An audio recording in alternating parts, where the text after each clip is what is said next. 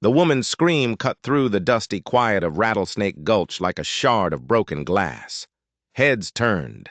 Mules flinched. Whispers started moving through the sparse crowd on the main street like a disease. Olivia Bennett stood over her luggage, trembling. The stagecoach driver had just dumped her and her things in the dirt and taken off. Her fine dress from Boston was already caked in the Arizona dust. She was 1,000 miles from home, and she was completely, terrifyingly alone. The year was 1878, and in this town she was about as welcome as a flood in a drought. She could feel their eyes on her, from the saloon porch, from the general store, from behind dusty windows. She heard the words, even if they were too low to make out. Another one. Another mouth to feed. Another burden. This wasn't how it was supposed to happen. Her uncle, Harold Bennett, had promised to meet her. His letter, a lifeline after the fever took her parents and the creditors took everything else, had promised her a home, a place to start over. But there was no Uncle Harold. Just a cloud of dust where the stagecoach used to be, and a circle of hard, unforgiving faces. Need a hand with those, miss? The voice was deep and slow, like molasses pouring in winter. It came from behind her. She turned. The man sat atop a powerful chestnut horse, a giant of a man whose face was hidden by the wide brim of a dusty hat. All she could see was a strong jaw, tanned by a sun that never quit, and a revolver that hung low on his hip, looking like it had seen its share of work. "I'm waiting for my uncle," she said, her voice shaking less than she expected. She pulled the last of her Boston pride around her like a shawl. "Mr. Harold Bennett." The man leaned forward slightly, pushing his hat back with a thumb. His eyes were the color of a gathering storm. Gray and deep and dangerous. "Harold Bennett," he repeated, the name tasting strange in his mouth. A corner of his lips twitched, but it wasn't a smile. "Ma'am," he said, and his voice was flat, empty of all pity. "Harold Bennett's been dead 2 months." The world spun. The dusty street tilted under Olivia's feet and her knees gave out. She reached for something, anything, to hold on to, but there was only empty air. Before she hit the ground, he was off his horse in one smooth, silent motion. His hand clamped around her elbow, hard and calloused, but steady. He held her up as the world came crashing down. "Easy now," he said, his voice a little softer this time. But it was the softness of a predator, not a savior. "Dead?" she whispered, the word a dry crackle in her throat. "But his letter, he promised." "Letters take time out here," the man said, letting go of her arm as soon as she could stand on her own. "He probably wrote it before he got sick. Typhoid. Typhoid. It sounded too simple, too clean. The way he said it, it sounded like a lie. The stares of the townsfolk felt like physical blows. She was an orphan, a pauper, and now she was stranded. A wave of pure panic washed over her, cold and suffocating. The stranger seemed to notice. He looked from her scattered luggage to the silent, watching crowd. His stormy eyes swept over them, and a few of the men on the saloon porch actually took a step back. "Name's Adam Caldwell," he said, his voice low again. "I own the ranch north of here. Knew your uncle. Not well, but I knew him." She could barely hear him over the pounding in her ears. "I have nowhere to go," she said, the shame of it burning her cheeks raw. Adam Caldwell studied her for a long, uncomfortable moment. His face was impossible to read. It was a mask carved from stone and sun. Then he let out a long sigh, the sound of a man making a decision he knew he was going to regret. "Your uncle and I had some unsettled business," he said. "He owed me for some cattle." He bent down and picked up her heaviest trunk, lifting it with an ease that was startling. "His place is still standing. Bank'll take it soon. But these things move slow. You can stay there. For now." A tiny, foolish flicker of hope ignited in her chest. But don't get comfortable, he warned, his eyes locking onto hers. This town is starving.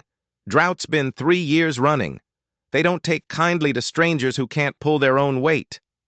I am no one's burden, Olivia said, the words sharp with a defiance she didn't feel. A strange look passed over Adam's face. Surprise, maybe, or something that looked like respect. He loaded her trunks onto a small wagon she hadn't even noticed, tied down behind his horse. He worked with a quiet, practiced efficiency that spoke of a life of hard labor. He helped her onto the wagon seat, his hand closing around hers for a second too long. His grip was like iron. As they pulled away from the main street, she felt every eye in Rattlesnake Gulch follow them. She heard a woman's voice, loud and clear this time.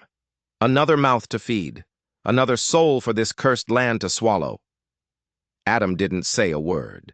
He just urged the horses on, his face set like granite. They rode out of town into the vast, empty wilderness. And as they did, Olivia looked back at the faces of the people watching them leave. They weren't just curious, they weren't just judgmental, they looked terrified, and their fear wasn't directed at her. It was directed at the man sitting right beside her. Adam Caldwell's ranch wasn't a ranch, it was a fortress. The cabin sat on a small, lonely hill surrounded by parched, cracked earth. A sagging barn and an empty corral stood nearby like skeletal guards. The place didn't feel like a home. It felt like a tomb. It's not much, Adam said, his voice pulling her from her thoughts. But it's shelter. He helped her down from the wagon, his hand firm on her arm. He carried her trunks inside the one-room cabin. It was sparse but clean, too clean. A small stove, a table with 2 chairs, a narrow bed. It looked like no one had ever really lived here, just existed. There's a well out back, he said, his voice echoing in the small space. Some chickens, too. They're probably half wild by now. He set her luggage down with a heavy thud. I'll be back tomorrow. Bring you some supplies to get started. And after that? She asked, her voice small. After that, he said, turning to face her, his shadow swallowing her whole, you learn to survive. He studied her then, his gaze traveling over her fine Eastern dress, her soft hands, the fear in her eyes she was trying so hard to hide. Your uncle's death, he said slowly, left matters unsettled between us. Debts. The word hung in the air, cold and heavy. I'll consider the debt paid, he continued. If you can keep this place from falling apart until the bank takes it, it'll buy you some time. Why are you helping me? She asked, the question escaping before she could stop it. Nothing about this felt like kindness. His mouth twisted into something that might have been a smile, but it never reached his stormy eyes. Let's just say I have an interest in making sure your uncle's affairs are settled properly. And out here, Miss Bennet, we settle our debts. He moved to the door, pausing with his hand on the latch. Lock this door tonight, and don't open it for anyone. With that, he was gone. The sound of his wagon faded into the oppressive silence of the twilight, leaving Olivia alone in the shell of a house that was supposed to be her home. She sank onto the single hard chair, the silence pressing in on her, and for the first time since stepping off that stagecoach, she let the tears come. The next morning, driven by hunger and a desperate need to do something, anything, Olivia explored the cabin. She found a little flour, some beans. Nothing much. As she was sweeping the dusty floorboards near the hearth, her broom caught on a loose board. Curiosity overriding her fear, she pried it up. Underneath, tucked away in the darkness, was a small, leather-bound journal. Her uncle's handwriting, she recognized it instantly. Her heart pounded as she opened it. The first pages were filled with notes on crops, weather, the price of feed, normal things. She flipped towards the end, her fingers trembling. The entries became shorter, more frantic. The handwriting grew jagged, panicked. She found the last entry, dated just 2 days before Adam Caldwell said her uncle had died of typhoid. Her blood ran cold as she read the shaky, scrawled words. Caldwell knows. He found out about the arrangement. He came to collect tonight. God help me. The journal fell from her hands. Typhoid. It was a lie. A clean, simple lie to cover up a dirty, complicated truth. Adam Caldwell hadn't come to help her. He was the reason she needed help. He wasn't her savior. He was her uncle's killer. Panic, sharp and blinding, seized her. She was living in a dead man's house, a house given to her by the man who killed him. Every shadow seemed to twist into the shape of Adam Caldwell. Every creak of the old cabin sounded like his approaching footsteps. She grabbed the journal and hid it again, her mind racing. What did he want? The property? Was there something here? Something worth killing for? The debt, he mentioned. It wasn't about cattle. It was a threat. He had told her he'd be back with supplies. It wasn't a promise of help. It was a promise of his return. He was coming back to see what she'd found, to see if she knew. She had to get out. But where could she go? The town was terrified of him. They wouldn't help her. She was trapped. Her eyes fell on the bundle Adam had left on the table the day before. The one he hadn't mentioned. She unwrapped it. A revolver. Heavy, cold, and deadly. "You'll need to learn," he'd said in her memory, his voice a low growl. "A woman alone out here needs protection." Protection from what? From who? From him. The irony was so bitter it made her want to laugh or scream. He'd given her the very weapon she might need to use against him. Did he think she was too weak, too much of a fragile Eastern lady to use it? She spent the rest of the day in a haze of fear, the heavy revolver becoming an extension of her own trembling hand. She practiced lifting it, aiming it at the door, her heart hammering against her ribs. Just as the sun began to bleed across the horizon, she heard it, the familiar, dreaded sound of a wagon approaching. He was back. She flattened herself against the wall beside the single window, peering out. It was him. Adam Caldwell, his broad shoulders blocking out the setting sun as he climbed down from his wagon. He moved with that same predatory grace, carrying a crate of supplies. He walked to the door and knocked, a polite, simple knock that sounded like a death sentence. She didn't move, didn't breathe. "Olivia," he called, his voice muffled by the thick wood. "I know you're in there. I brought you some things." Silence. She could hear him shifting his weight on the porch. He knew. He had to know she was terrified of him. Maybe he was enjoying it. "All right, Miss Bennett," he said, his voice losing its patient edge. "Have it your way." She heard him set the crate down. Then his footsteps moved away from the door. Was he leaving? She held her breath, listening. The footsteps circled the cabin. He was checking the windows, looking for a way in. Her gaze darted to the loose floorboard where she'd re-hidden the journal. Had he noticed? Did he know what she'd found? His footsteps stopped just outside her window. She squeezed her eyes shut, her knuckles white on the grip of the revolver. Then she heard another sound. Hoofbeats, coming fast. She risked another look. A second rider was approaching, a lean man on a fast horse, dust billowing behind him. He rode straight up to Adam. It was Miguel, the man she'd seen watching from the saloon, his face a mask of worry. He slid off his horse before it even stopped, his eyes wide with urgency. He said something to Adam, his voice too low to hear, gesturing back towards the town. Adam's whole body went rigid. He looked from Miguel to the cabin, his jaw tight with a terrible fury.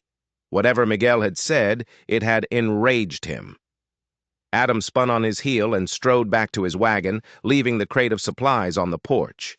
He and Miguel mounted up, their movements sharp and angry. As they were about to ride off, Miguel glanced back at the cabin. His eyes met Olivia's through the grimy window pane. He looked frantic, desperate. He shook his head almost imperceptibly, a tiny, urgent warning. Then his eyes flickered towards the road leading away from the town, away from Adam's ranch into the wilderness. It was a message. A clear, silent message. Get out. Run. And then they were gone, riding hard towards the ranch, swallowed by the growing dusk. Olivia stood frozen for a long moment, the man's warning echoing in her mind. Who was he? Why would Adam's own man try to help her? It didn't matter. He believed she was in danger, and that was all she needed to know. She didn't pack. She didn't hesitate. She grabbed the revolver and her uncle's journal, unbarred the door, and ran. She ran out into the cold, terrifying dark of the Arizona night, away from the cabin, away from the memory of her dead uncle, and away from the man who was hunting her. The night was a nightmare of stumbling through thorny brush, her city shoes shredded, her lungs burning. Every sound was Adam's horse, every shadow was his hulking form. The sky, once a brilliant tapestry of stars, was now being swallowed by thick, dark clouds. A storm was coming.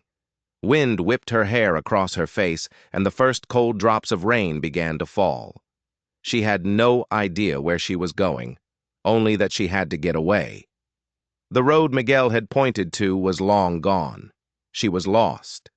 Panic began to set in again, a cold, creeping thing. Maybe this was his plan all along. Let the wilderness finish the job for him. Then she heard it. A sound that wasn't the wind. Hoofbeats, slow, steady, and getting closer. She dove behind a cluster of boulders, pressing her body into the cold, wet stone. She raised the revolver, her hands shaking so violently she could barely hold it straight. The sound of her own ragged breathing was deafening. A figure on horseback emerged from the gloom, a silhouette against the churning gray sky. The horse picked its way through the rocks, moving with an unnerving confidence. It wasn't Adam. The man was wearing a badge that glinted faintly in the dim light. Sheriff Burke. He stopped his horse a few feet from her hiding place. "Miss Bennett?" he called out, his voice surprisingly calm. "No need to hide. I'm here to help." She didn't move, didn't make a sound. How did he find her? "I saw Caldwell and his man ride out of town like the devil was on their heels," the sheriff continued, his voice soothing. "Figured something was wrong. Came to check on you, found the cabin empty." Slowly she lowered the gun. Relief, so powerful it made her weak, washed over her. She was safe. The law was here. She stepped out from behind the rocks, the rain plastering her hair to her face. "Sheriff," she choked out. "Easy now, miss," he said, dismounting. He walked towards her, his hand outstretched. "You're safe now. Adam Caldwell is a dangerous man, but you're with me." Tears of relief streamed down her face as he took her arm to steady her. His grip was firm, reassuring. As he helped her towards his horse, his sleeve rode up his wrist just a little, and she saw it. On his finger, a heavy silver ring, intricately carved with the shape of a coiled snake. The world stopped. The sound of the rain, the wind, her own heartbeat. It all faded away into a dull roar. She stared at the ring, frozen in horror. She knew that ring. She had read about it just that afternoon in her uncle's journal. A detailed description of the unique, ugly piece of jewelry worn by the man who had been blackmailing him for months. The man who was bleeding him dry. The man he feared was going to kill him. It wasn't Adam Caldwell. It was Sheriff Burke. "You all right, miss?" the sheriff asked, his voice thick with false concern. "You look like you've seen a ghost." She tried to pull her arm away, but his grip tightened like a vice. The friendly, concerned lawman was gone. In his place was a predator, his eyes cold and hard in the flashing lightning. He knew that she knew. "Shouldn't have run," he said, his voice a low growl. "Makes things so much messier." He dragged her towards his horse, his fingers digging into her arm. "Caldwell's a problem, I'll grant you that. Sticking his nose where it doesn't belong, but he's not the one you should have been afraid of." He shoved her towards his horse. You're going to come with me, nice and quiet, and you're going to tell me what else my old friend Harold told you in that little book of his." He thought the journal was a diary of his crimes. He didn't know the last entry implicated Adam. Or so she thought. He took her back to town, not to a safe house, but to his office. The streets were empty, everyone hunkered down against the storm. He lit a lamp, the warm light doing nothing to dispel the chilling dread that had settled deep in her bones. He pushed her into a chair. "Adam Caldwell," Burke began, pacing in front of his desk like a caged wolf. "He's not a rancher. He's a ghost. A killer for hire. Came into my town asking questions about things that are none of his business. About your uncle. He was building a story, a false narrative to feed her. He was painting Adam as the villain. Your uncle got scared," Burke continued. "He was involved in some unsavory business. Caldwell found out, started squeezing him. I tried to warn Harold, tried to help him, but he wouldn't listen. Now he's dead, and Caldwell's trying to get his hands on whatever your uncle left behind." He leaned over the desk, his face close to hers. "That includes you, Miss Bennett?" He needed her to believe him. He needed her to be a witness against Adam. "Your uncle kept a journal, didn't he?" Burke asked, his eyes gleaming with greed. "I saw you clutching it when I found you. Where is it?" She had tucked it into the waistband of her dress. Her hand went to it instinctively. A mistake. Burke's hand shot out and snatched it from her. He flipped to the last page, a triumphant sneer on his face. He read the last entry aloud. "Caldwell knows. He came to collect tonight. God help me." The sneer widened into a grin. "Perfect," he breathed. "This is it. The proof I need to hang him." He unlocked a heavy drawer in his desk, tossed the journal inside, and locked it again. "For your own safety," he said, his voice dripping with false sincerity, "you'll stay here. There's a comfortable room in the back. You'll be safe until the circuit judge arrives." He didn't take her to a room. He took her to a cell, a cold stone cell with a single barred window. As the heavy door slammed shut, the lock turning with a final definitive click, her eyes caught something on the wall of the main office, a stack of papers tacked up for all to see, wanted posters. Her blood turned to ice. On the very top of the stack was a poster with a crudely drawn sketch of a man with dark hair and haunted eyes. It was a poor likeness, but recognizable. The name printed in big, bold letters underneath was not Adam Caldwell. It was Miguel Alvarez, wanted for murder. The pieces clicked into place with a horrifying, sickening clarity. Miguel, the wanted man, had warned her about Adam. But that didn't make sense. Why would he? She replayed the scene in her mind. Miguel, desperate. Adam, furious. Riding off together. Were they partners or enemies? And the journal. She'd misread it, not in what it said, but in what it meant. Caldwell knows. Knows what? Knows about the blackmail. Knows about Burke. Her uncle wasn't afraid of Adam. He had gone to Adam for help. He came to collect. Not to collect a debt owed to him. To collect evidence. Evidence against the sheriff. Burke hadn't gotten to her uncle first. Adam had. But he was too late to save him. The whole town wasn't afraid of Adam, the mysterious rancher. They were afraid of Burke, the corrupt lawman who had them all under his thumb. And Adam was the only one who dared to stand up to him. He was trying to protect her, but he couldn't tell her the truth, not without making her Burke's next target. He had to play the villain. He gave her a gun. He taught her to survive. He was preparing her for this. She was a pawn in a deadly game, and she had just handed the most important piece, the journal, to the enemy. Burke didn't just want to frame Adam. He wanted to destroy the only piece of evidence that could expose him, and he was going to use Olivia's testimony to do it. A sound at the cell door made her jump. A key scraped in the lock. It was opening. She flattened herself against the back wall, her heart trying to beat its way out of her chest. This was it. Burke was coming to silence her. The door swung inward with a low groan. But the man standing in the doorway wasn't Sheriff Burke. It was Miguel. "We don't have much time," he whispered, his eyes darting nervously towards the front office. "Adam is creating a diversion, but it won't last long." Gunshots suddenly erupted in the street outside. Shouts followed. Adam's diversion. "Come on," Miguel urged, pulling her from the cell. "The sheriff killed your uncle to keep him quiet.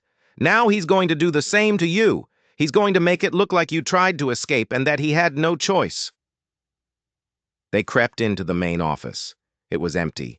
The sounds of chaos from the street grew louder.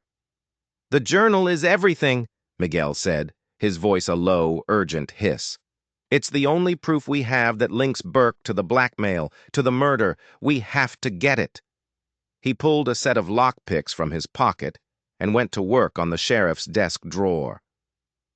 "You're Miguel Alvarez," Olivia whispered, the name feeling heavy on her tongue. "I saw the poster." Miguel didn't look up from his work. "I'm not a murderer. Burke framed me. Adam and we were Texas Rangers together. Burke was part of a gang we were tracking. He got away, killed a witness, and pinned it on me. We've been hunting him ever since." The lock clicked. Miguel slid the drawer open and pulled out the journal. "Let's go," he said, shoving it into his coat. But as they turned to the door, it swung open. Sheriff Burke stood there, a smoking pistol in his hand, a furious scowl on his face. Behind him, lying in the doorway, was Adam. Blood was spreading across his shirt from a wound high on his shoulder. He was alive, but he was down. "Looking for this?" Burke sneered, his eyes locking on the bulge in Miguel's coat. "I knew you'd come for it. You Rangers are so predictable." He raised his pistol, aiming it squarely at Miguel's chest. But before he could fire, Adam, with a roar of pain and fury, launched himself from the floor, tackling Burke at the knees. The sheriff stumbled back, crashing against a table. The kerosene lamp on the table teetered and fell. Glass shattered, oil spread across the wooden floor, and with a whoosh, the entire office went up in flames. Fire shot up the walls, consuming the dry wood and paper in seconds. Smoke filled the room, thick and black. In the chaos, Burke scrambled to his feet, grabbing Olivia. He yanked her in front of him, a human shield. A long, wicked-looking knife appeared in his hand, the blade pressed against her throat. "Drop your guns!" he screamed over the roar of the fire, his voice raw with madness. "Or she dies right here!" Miguel froze, his own gun halfway raised. Adam, struggling to his feet, his face pale with pain and blood loss, stared at them, his eyes filled with a desperate, terrible helplessness. The heat was unbearable. The flames were everywhere. "He won't let you die," Burke hissed in her ear, his breath hot and foul. "He's been watching you since you got here. A lovesick fool." Olivia's eyes met Adam's across the burning room. He was trapped. He couldn't shoot. He couldn't save her. She had to save herself. She remembered Adam's words from the day he'd taught her to shoot, his voice low and serious in her ear. "The goal isn't to win the fight. It's to survive it. Create a moment, an instant of surprise. That's all you'll get." This was her moment. With all her strength, she stomped her heel down onto Burke's instep.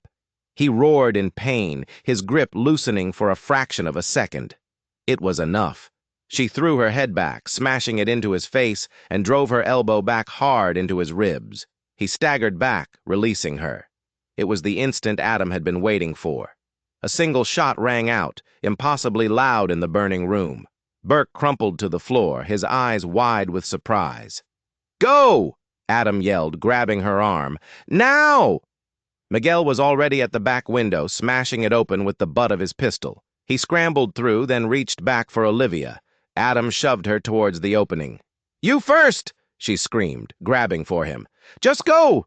he roared, pushing her through the window into Miguel's waiting arms. They landed in the muddy alley behind the office, just as Adam climbed through himself. his movements slow and pained. The roof of the jailhouse groaned and then collapsed inward with a sound like thunder, sending a shower of sparks and embers into the night sky. The whole town was in the street, their faces lit by the orange glow of the fire. They stared at the three of them, the bleeding stranger, the wanted man, and the Eastern lady, as they emerged from the alley. Adam stumbled, and Olivia caught him, his weight heavy against her. He looked at her, his eyes clouded with pain but clear with a relief so profound it stole her breath. "I thought I lost you," he rasped, his hand coming up to cup her cheek, his fingers leaving a bloody smear. "You taught me how to survive," she whispered, her voice choked with smoke and tears. Miguel stepped forward, holding up the journal for all to see. "Sheriff Burke was a murderer and a thief," he shouted, his voice ringing with authority. "He killed Harold Bennett. This journal proves it.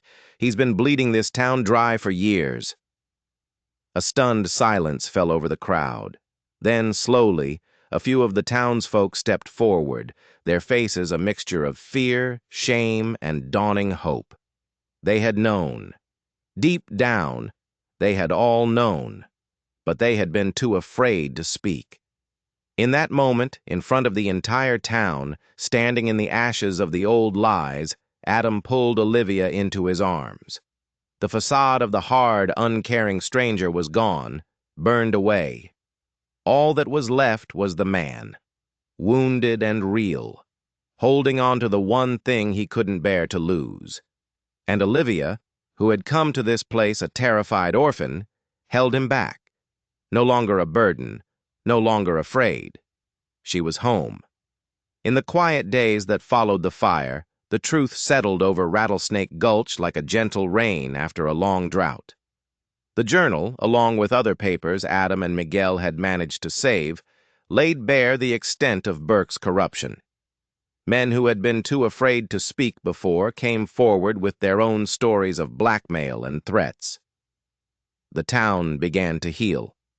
Miguel, his name cleared by a telegram from a U.S. Marshal, became the town's acting lawman, a position he accepted with a wry smile. "Seems I'm better at this than I am at being on the run," he told Olivia.